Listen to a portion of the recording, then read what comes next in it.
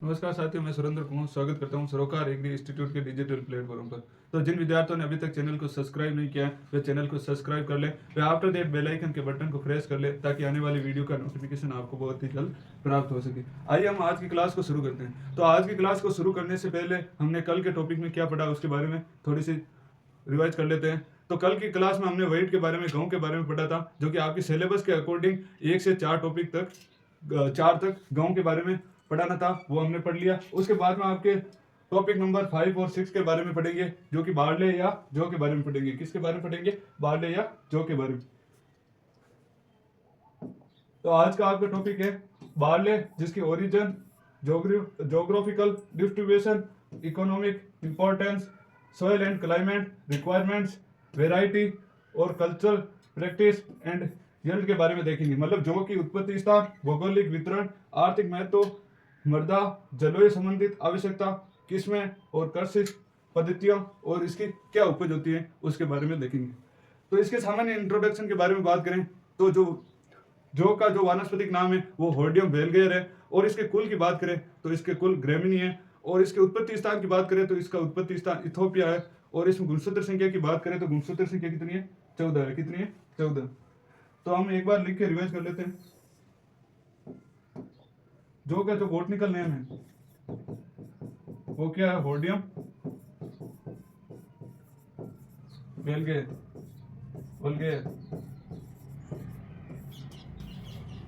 और जौ का कुल की बात करें या फैमिली की बात करें या इसके परिवार की बात करें तो क्या है? ग्रेमिनी या पोएसी। और घासकुल भी कहते हैं। क्या कहते हैं? घासकुल। उसके बाद में जौ के उत्पत्ति स्थान की बात करें, इसका ओरिजिन क्या है, उत्पत्ति क्या है, उसके बारे में देखें तो इसकी उत्पत्ति है जो आपके उत्पत्ति क्या है? इथोपिया। क्या है? इथोपिया। जौ में गुणसूत्र संख्या की बात करें तो 2n बराबर कितने हैं? 14। गुणसूत्र संख्या कितनी पाई जाती है? 14। और इसके फल प्रकार की बात करें, जौ में फल प्रकार किस प्रकार का पाया जाता है? फल प्रकार की बात करें तो फल प्रकार है हाइपोजियल।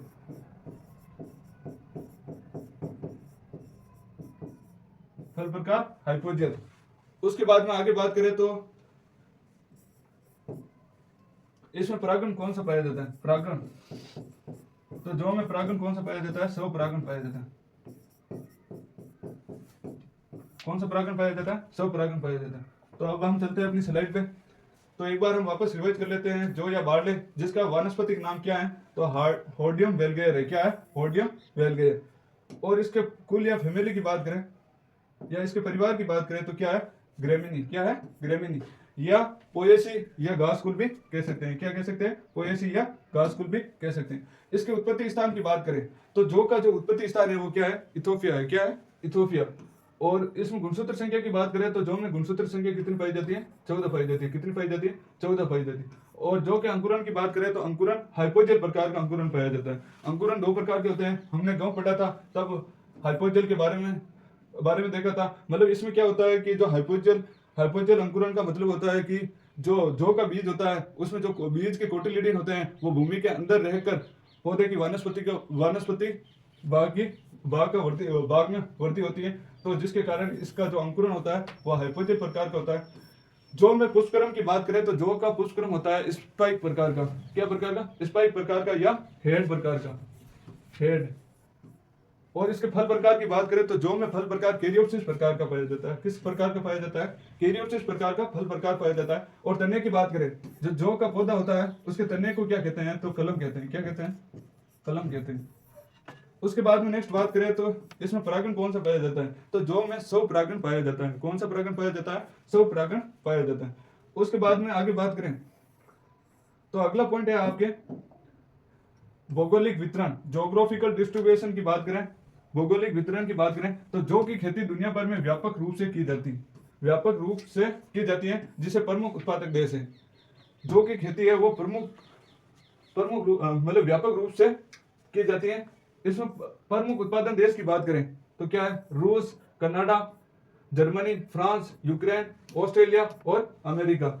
इंडिया की बात करें, भारत में बात करें तो ये प्रमुख उत्पादक राज्य राजस्थान, उत्तर प्रदेश, मध्य प्रदेश, हरियाणा, पंजाब और बिहार में इसका सर्वाधिक उत्पादन किया जाता है। उसके बाद में आगे देखें तो इसके विभिन्न कृषि जलवायु के क्षेत्र में उत्पादन, समशीतोष्ण क्षेत्र की बात करें तो यूरोप, उत्तर अमेरिका, एशिया के कुछ हिस्से में इसकी खेती की जाती है।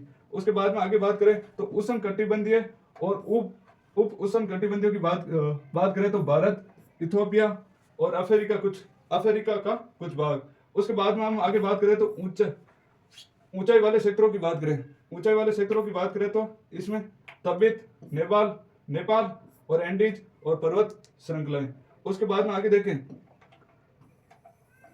इकोनॉमिक इंपॉर्टेंस या आर्थिक महत्व की बात करें, आर्थिक महत्व की बात करें तो जौ के भोजन, चारा, उद्यानों का इसका अनेक प्रयोग किया जाता है।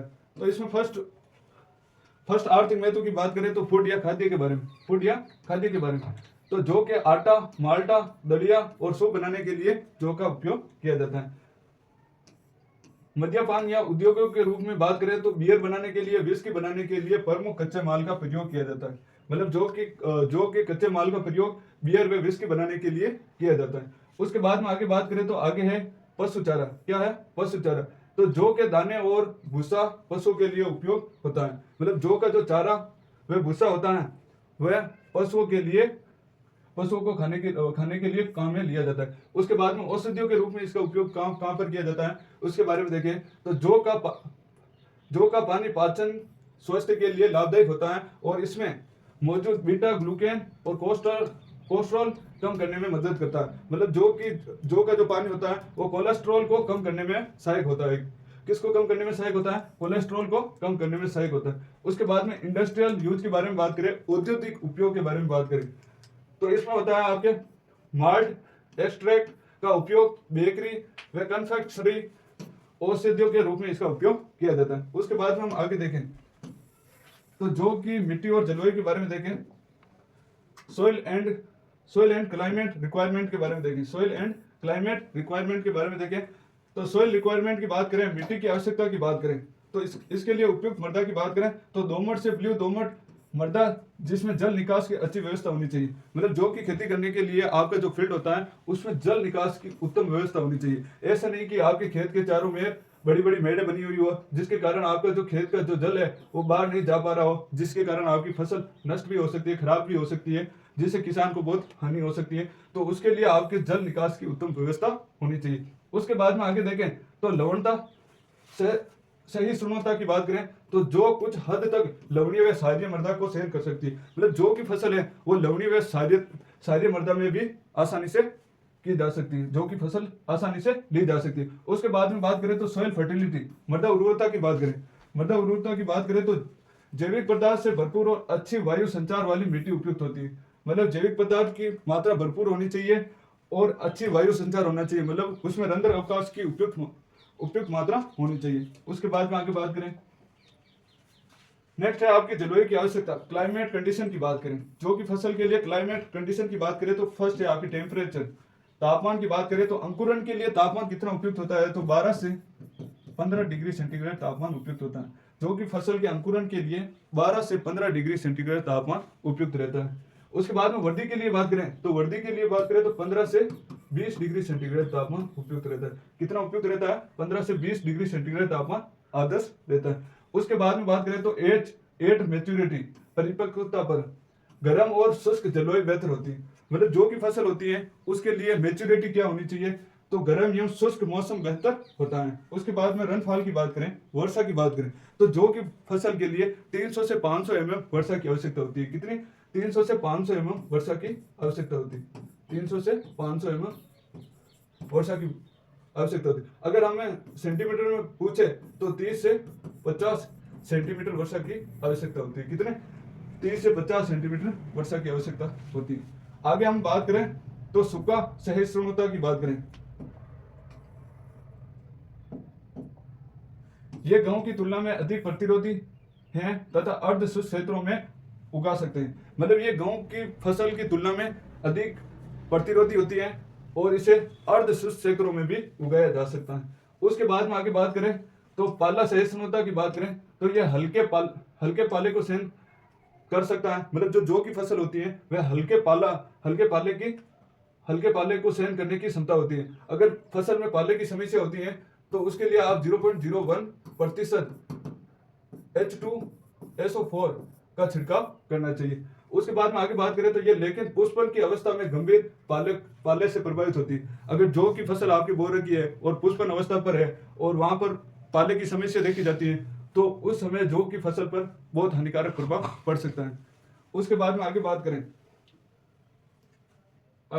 तो आगे है प्रमुख जौ की किस्में। प्रमुख कौन कौन सी जौ की किस्में उसके बारे में देखते हैं। जौ के पुष्पक्रम को स्पाइक के नाम से जाना जाता है। अभी हमने इंट्रोडक्शन में देखा था जौ का जो पुष्पक्रम होता है वो स्पाइक प्रकार का होता है। किस प्रकार का? स्पाइक या हेड प्रकार का होता है। स्पाइक या हेड प्रकार का होता है। इसके स्पाइकों पर दानों की 6 पंक्तियां होती है। मतलब 6 पंक्ति वाली जो होती है उसके स्पाइकों पर दानों की 6 पंक्तियां होती हैं और उच्च तापमान क्षमता चारा मल्टिंग के लिए उपयोगी होती हैं। और इसकी किस्मों की बात करें तो आरडी 2035 और आरडी 2052 है।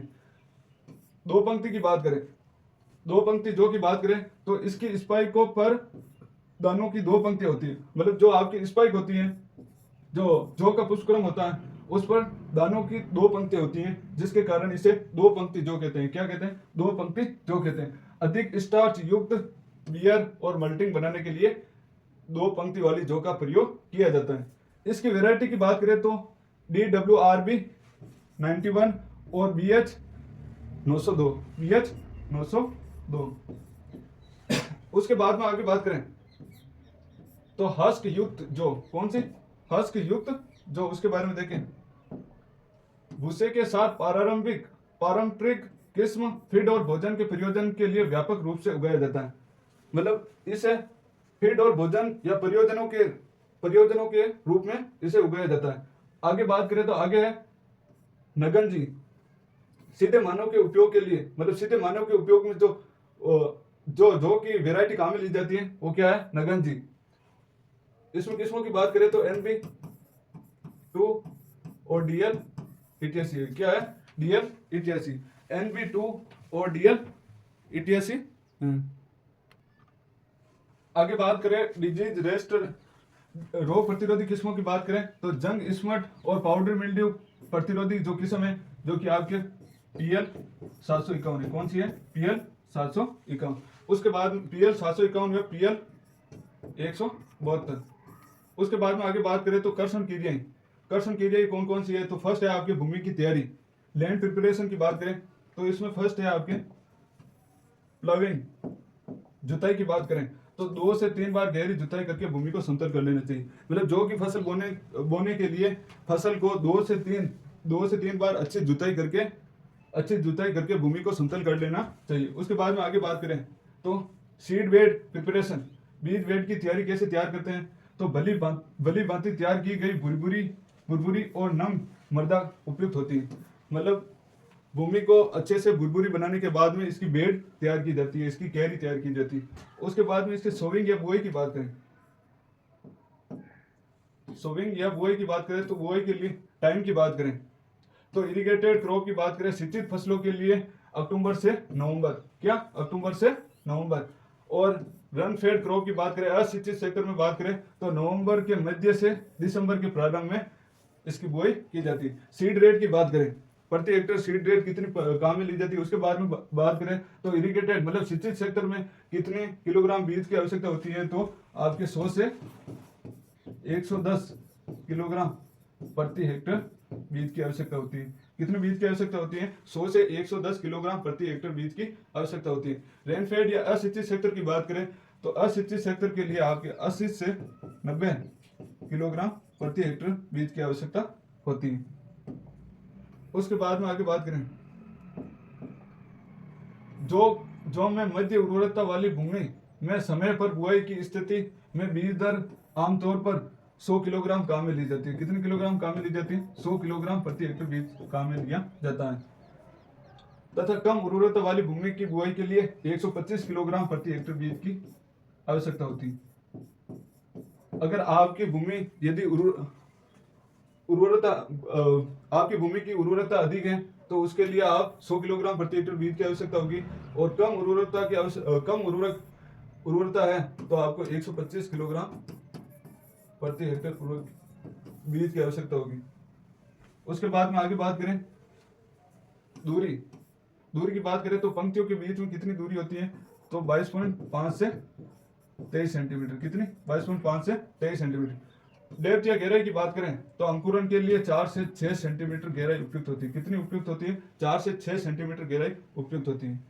उसके बाद में आगे बात करें तो आगे है आपके न्यूट्रिएंट मैनेजमेंट, उर्वरक प्रबंधन की बात करें तो जो कि फसल के लिए कौन कौन से उर्वरक उपयुक्त है उसके बारे में देखें तो इसमें नाइट्रोजनिक उर्वरक है जो कि कितने किलोग्राम उर्वरक की आवश्यकता होगी, 80 से 60 किलोग्राम प्रति हेक्टेयर नाइट्रोजनिक उर्वरक की आवश्यकता होती है।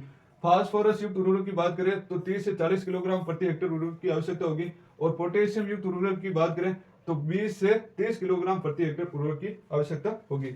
आगे बात करें तो एप्लीकेशन मेथड, उर्वरक देने की विधियों की बात करें तो आधा नाइट्रोजन और पूरा फास्फोरस पोटास बुआई के समय दे और शेष नाइट्रोजन टिलरिंग की अवस्था में दे। मतलब आधे नाइट्रोजन को बचा के रखना है, उसको टिलरिंग की अवस्था पर शेष नाइट्रोजन की मात्रा को देना है। उसके बाद में आगे बात करें तो इरिगेशन मैनेजमेंट, सिंचाई प्रबंधन की बात करें तो इसकी महत्वपूर्ण अवस्था कौन कौन सी है उसके बारे में देखें तो फर्स्ट अवस्था है आपके सीआरआई। क्या है? सीआरआई। तो सीआरआई अवस्था पर मतलब बुआई के 25 से 30 दिन बाद में सिंचाई करनी चाहिए। मतलब सीआरआई अवस्था पर 20 से 30 दिन बाद में सिंचाई करनी चाहिए। सेकंड सिंचाई की बात करें तो सेकंड सिंचाई पुष्पन के समय करनी चाहिए जो कि आपके बुआई के 60 से 65 दिन बाद में की जाती है। बुआई के 60 से 65 दिन बाद में की जाती है। उसके बाद में बात करें आगे तो दाना बढ़ने की अवस्था की बात करें तो बुआई के 85 से 90 दिन बाद में सिंचाई करनी चाहिए। उसके बाद में आगे देखें तो सिंचाई की संख्या की बात करें तो सिंचित क्षेत्र में तो 3 से 4 सिंचाई की आवश्यकता होगी। कितनी सिंचाई की आवश्यकता होती है? 3 से 4 सिंचाई की आवश्यकता होती है। असिंचित क्षेत्र मतलब वर्षा पर आधारित खेती होगी तो उसमें सिंचाई की आवश्यकता नहीं होगी। आगे बात करें तो कॉमन वीड, प्रमुख खरपतवार, तो जो कि फसल के लिए प्रमुख खरपतवार कौन सा है? फेलरिस है। क्या है? फेलरिस है। उसके बाद में आगे बात करें तो खरपतवार प्रबंधन, वीड मैनेजमेंट की बात करें तो वीड मैनेजमेंट में बात करें तो चिनोपोडियम एल्बम है जिसका जो ये किसका वानस्पतिक नाम है? आपके बथुआ का वानस्पतिक नाम है। क्या है? बथुआ का वानस्पतिक नाम है। उसके बाद में बात करें तो एविना फतवा। क्या है? एविना फतवा। उसके बाद में इस खरपतवार नियंत्रण के उपाय की बात करें तो सबसे पहले आपको खरपतवार को निकाल देना चाहिए। मतलब बुआई के 30 से 40 दिन बाद में एक अच्छी फिराई गुड़ाई कर देनी चाहिए जिससे खरपतवार आसानी से नष्ट हो जाए। शाकनाशी या हर्बिसाइड की बात करें तो आइसोप्रोट्रिडोन 0.75 से 1 किलोग्राम प्रति हेक्टेयर की दर से इसका प्रयोग करना चाहिए जो कि बुआई के 30 दिन बाद में करना चाहिए। कितने दिन बाद करना चाहिए? बुआई के 30 दिन बाद करना चाहिए। उसके बाद में हम आगे देखें कीट एवं रोग प्रबंधन की बात करें। किसके बारे में देखें? कीट एवं रोग प्रबंधन की बात। पेस्ट एंड डिजीज मैनेजमेंट, कीट और रोग प्रबंधन। तो इसमें बात करें तो मेजर पेस्ट की बात करें, प्रमुख कीट की बात करें तो एफिड्स, आर्मी वर्म और जड़ छेदक कीट जो कि क्या आपके दीमक। क्या है? दीमक। तो दीमक के नियंत्रण के लिए आपको क्लोरोपाइरिफॉस का प्रयोग करना चाहिए। दीमक का सर्वाधिक प्रकोप कब होता है? जब आप खेत में कच्ची गोबर का प्रयोग करते हैं तो दीमक का प्रकोप अधिक होता है। उसके बाद में आगे बात करें तो इसके कंट्रोल की बात करें तो डाइमिथोएट 30 ईसी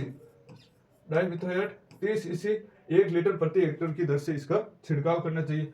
उसके बाद में इसमें प्रमुख रोग की बात करें तो प्रमुख रोग है आपके पहला है येलो रस्ट। क्या है? येलो रस्ट, जिसका नियंत्रण प्रोपिकोनाजोल 0.1% का छिड़काव करना चाहिए। उसके बाद में आगे बात करें तो पाउडरी मिल्ड्यू जिसके लिए आप सल्फर डस्टिंग जो कि आपके 25 किलोग्राम प्रति हेक्टेयर की दर से उपयोग करना चाहिए। अगर आपके खेत में पाउडर मिल्ड्यू रोग हो रखा है, छाछिया रोग हो रखा है तो उसके लिए आपको सल्फर डस्टिंग का उपयोग 25 किलोग्राम प्रति हेक्टेयर की दर से करना चाहिए। उसके बाद में आगे बात करें तो स्मट और दूध स्मट रोग के बारे में तो इसके लिए बात करें तो बीजो उपचार बीटावेक्स 2 ग्राम प्रति हेक्टेयर प्रति किलोग्राम बीज की दर से उच्चारित करना चाहिए। अगर आपके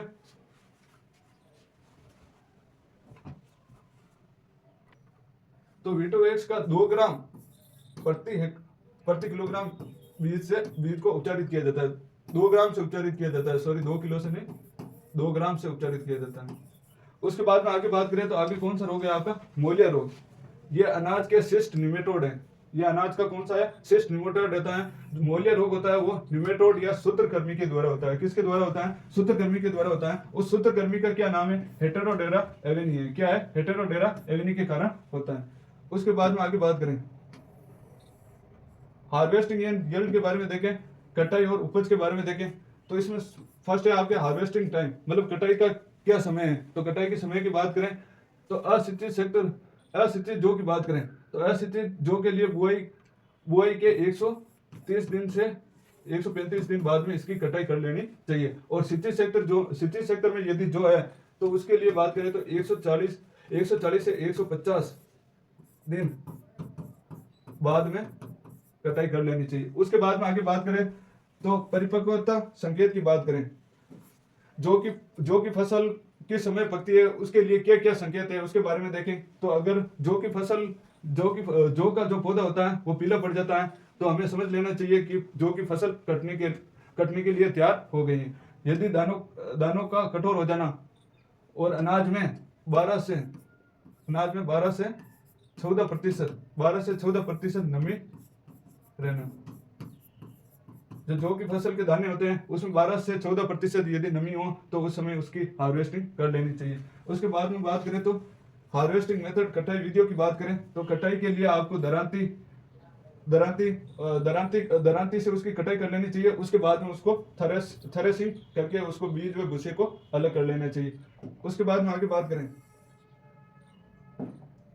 मैकेनिकल कटाई की बात करें। मैकेनिकल कटाई में खेतों में कंबाइन हार्वेस्टर से उसकी कटाई कर ली जाती है, हार्वेस्टिंग कर ली जाती है। मतलब तीनों कार्य कटाई मडाई और थ्रेसिंग तीनों कार्य एक साथ कर लिए जाते हैं। उसके बाद में यील्ड की बात करें, उपज की बात करें, असिंचित क्षेत्र में उपज कितनी प्राप्त होती है तो आपके 2.5 से 3 टन प्रति हेक्टर उपज प्राप्त होती है। कितनी, 2.5 से 3 टन प्रति हेक्टर उपज प्राप्त होती है असिंचित सेक्टर से। और सिंचित सेक्टर की बात करें तो सिंचित सेक्टर में 4 से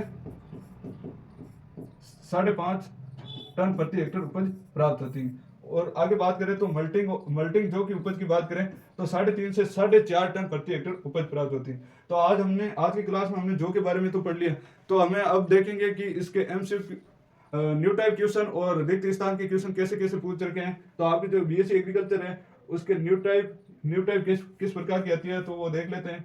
तो आपका फर्स्ट क्वेश्चन है जो कि क्या है, जो कि फसल में शुरुआती विकास के दौरान ठंडे मौसम और परिपक्वता के दौरान गर्म व शुष्क मौसम की आवश्यकता होती है। तो ये क्या है, एकदम सही है, क्या है, ट्रू है। पहले पुराने पेपरों में ट्रू और फॉल्स आते थे, वो ये पुराना क्वेश्चन है। उसके बाद में आगे बात करें तो आगे है आपके जो के पुष्पक्रम को रिक्त स्थान कहते हैं, क्या कहते हैं, स्पाइक कहते हैं। क्या कहते हैं, स्पाइक कहते हैं या हेड कहते हैं। नेक्स्ट क्वेश्चन की बात करें तो आपका नेक्स्ट क्वेश्चन है आपके जो की बुआई हेतु बीज दर आमतौर पर मध्य उर्वरता वाली भूमि में समय पर बुआई का दर 100 किलोग्राम। हमने अभी पढ़ा था, मतलब यदि उर्वरता यदि अधिक है तो 100 किलोग्राम प्रति हेक्टर बीज की आवश्यकता होगी। यदि उर्वरता कम है तो 125 किलोग्राम प्रति हेक्टर उर्वरक की आवश्यकता होगी। उसके बाद हम नेक्स्ट क्वेश्चन की बात करें तो नेक्स्ट क्वेश्चन है आपके मोलिया रोग किसके द्वारा होता है। मोलिया रोग किसके द्वारा होता है तो वो सूत्रकृमि के द्वारा होता है, निमेटोड के द्वारा होता है। किसके द्वारा होता है, निमेटोड के द्वारा होता है। तो इसका आपका थर्ड ऑप्शन राइट जाएगा। तो मोलिया रोग के लिए जो सूत्रकृमि है उसका क्या नाम है, हेटेरोडेरा एविनी है। क्या है, हेटेरोडेरा एविनी। तो आज की क्लास में हमने जो या बार्ले के बारे में संपूर्ण जानकारी देख ली है। तो एक बार इसके सामान्य इंट्रोडक्शन को वापस रिवाइज कर लेते हैं। तो जो का जो बोटनिकल नेम है वो होर्डियम वेलगेयर है। और इसके कुल की बात करें तो इसका कुल ग्रेमिनी है। और इसके उत्पत्ति स्थान की बात करें तो इसका उत्पत्ति स्थान इथोपिया है। और गुणसूत्र संख्या है जो कि 14 है। अंकुरण की बात करें तो जो में अंकुरण हाइपोजियल प्रकार का अंकुरण पाया जाता है। पुष्पक्रम की बात करें तो पुष्पक्रम स्पाइक या हेड प्रकार का पुष्पक्रम पाया जाता है। और फल प्रकार की बात करें तो फल प्रकार कैरियोप्सिस प्रकार का फल प्रकार पाया जाता है। तो आपको, मुझे आशा है कि आपको आज की क्लास अच्छे से समझ में आ गई होगी। तो इस क्लास को अपने दोस्तों के साथ ज्यादा से ज्यादा शेयर करें। धन्यवाद साथियों।